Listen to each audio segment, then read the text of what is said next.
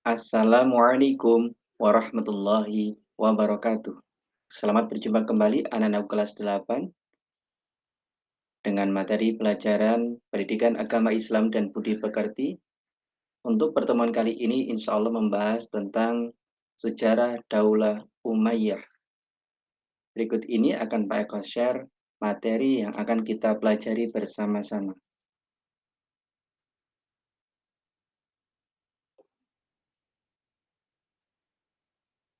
Sejarah Daulah Umayyah adalah suatu daulah atau kerajaan yang merupakan cikal bakal peradaban Islam yang hasilnya bisa kita nikmati sampai dengan saat ini.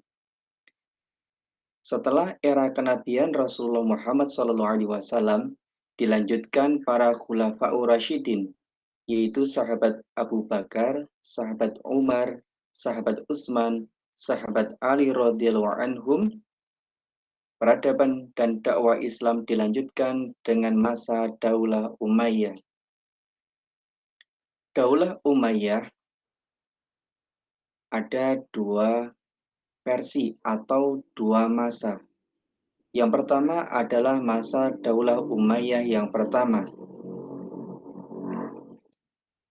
Daulah Umayyah yang pertama berpusat di Damaskus, yaitu sebuah kota atau negara yang saat ini berada di sebelah utara dari Saudi Arabia. Umayyah I atau Umayyah Timur didirikan oleh Muawiyah bin Abi Sufyan bin Harb bin Umayyah, maka kemudian disebut sebagai Daulah Umayyah. Disebut sebagai daulah karena sistem pemerintahan tidak menganut demokrasi, akan tetapi suksesi kepemimpinan diputuskan secara turun-temurun atau dilanjutkan oleh anggota keluarga kerajaan. Daulah Umayyah Timur didirikan tahun 661 Masehi sampai dengan 750 Masehi dengan ibu kotanya di Damaskus, Timur Tengah Asia. Pada peta ini diberi warna coklat tua. Sedangkan Daulah Umayyah II atau Umayyah Barat didirikan oleh Abdurrahman Ad-Dakhil tahun 756 Masehi sampai 1031 Masehi dengan ibu kotanya di Cordoba, Andalusia, Spanyol, Eropa. Ini tempatnya anak-anak di ujung benua Eropa. Di sini ada sebuah peradaban Islam luar biasa pada masa Daulah Umayyah II. Khalifah yang menonjol dan karya-karyanya pada masa Daulah Umayyah Timur dan Umayyah Barat, saya akan tampilkan dalam bentuk tabel agar mudah dipelajari. Untuk Daulah Umayyah Timur, Khalifah yang menonjol pertama adalah Muawiyah sendiri sebagai pendiri daulah. Selama masa pemerintahannya, Muawiyah mendirikan jawatan-jawatan pos yang kemudian saat ini kita kenal dengan kantor pos. Kemudian juga membuat departemen kehakiman. Khalifah yang menonjol kedua adalah Abdul Malik bin Marwan. Pada masanya, beliau mencetak mata uang negara.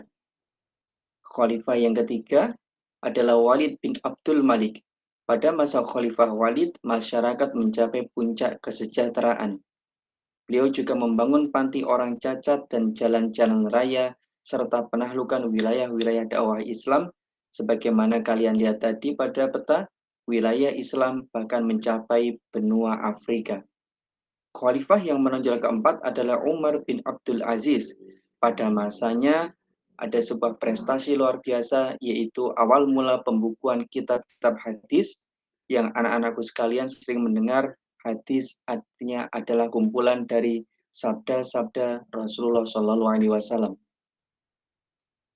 Sedangkan khalifah yang menonjol pada masa Umayyah Barat yang pertama adalah Abdurrahman Ad-Dakhil sebagai pendirinya.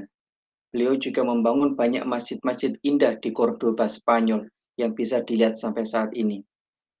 Khalifah yang menonjol kedua adalah Abdurrahman An-Nasir. Pada masanya, pengembangan ilmu pengetahuan mencapai puncak kejayaannya. Beliau juga membangun Universitas Cordoba di Spanyol, Andalusia, Eropa.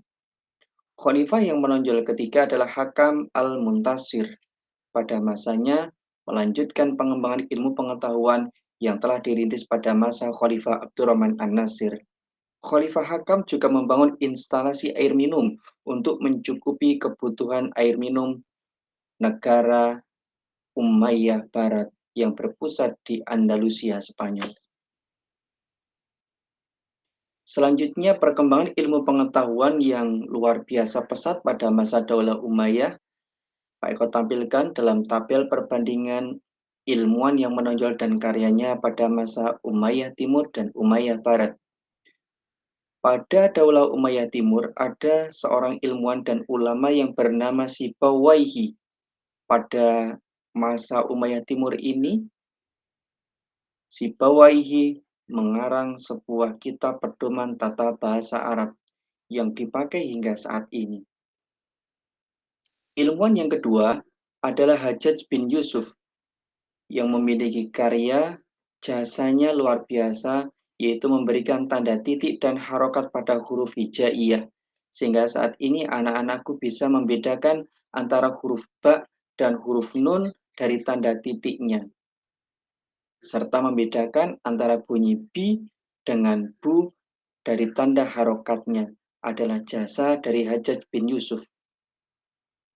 Ilmuwan yang ketiga adalah Al-Farabi. Beliau adalah ahli di bidang filsafat. Yang keempat adalah Abul Abbas An-Nabati yang sangat luar biasa di bidang kedokteran. Beliau berjasa melakukan pengelompokan tumbuhan berdasarkan spesiesnya. Ilmuwan yang kelima adalah Abul Qasim Abbas Al-Farnasi yang merupakan bapak ilmu kimia. Sedangkan ilmuwan yang keenam adalah Ibnu Bajah, seorang ahli di bidang ilmu fisika. Pada masa Daulah Umayyah Barat dikenal ilmuwan Abul Qasim Az-Zahrawi atau orang Eropa mengenalnya dengan Abul Qasis. Dia adalah pelopor ilmu bedah di bidang kedokteran. Ilmuwan yang kedua adalah Ibnu Firnas, seorang ahli astronomi yang menciptakan tabel astronomi lokal serta jam air. Ilmuwan yang ketiga adalah Abu Ishaq Az-Zarqali. Beliau adalah ahli astronomi juga dan memiliki karya besar yang bernama Tabel Toledo yang juga masih dipakai sampai dengan saat ini. Adapun ilmuwan-ilmuwan yang lain serta karyanya, silakan anak-anakku bisa melakukan literasi mandiri di rumah dari sumber-sumber informasi buku paket, modul, ataupun internet. Demikian anak-anakku sekalian yang bisa Pak Eko sampaikan untuk mengantarkan kalian pada pemahaman sejarah perkembangan Islam masa Daulah Umayyah. Baik itu Umayyah Timur yang berpusat di Damaskus maupun Umayyah Barat yang berpusat di Andalusia, Spanyol. Kurang lebihnya mohon maaf. Assalamualaikum warahmatullahi wabarakatuh.